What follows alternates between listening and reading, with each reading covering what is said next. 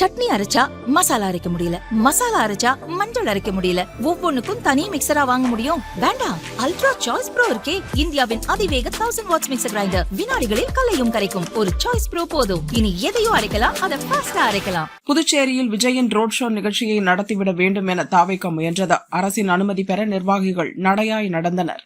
ஆனால் கடைசி நேரத்தில் அனுமதி மறுக்கப்பட்டது.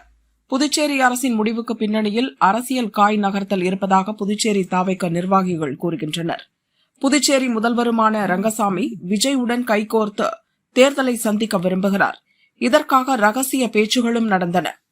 பாரதிய ஜனதா கூட்டணியில் என்ஆர் காங்கிரஸோடு புதுச்சேரி பாரதிய ஜனதாவினருக்கு மோதல் இருக்கிறது.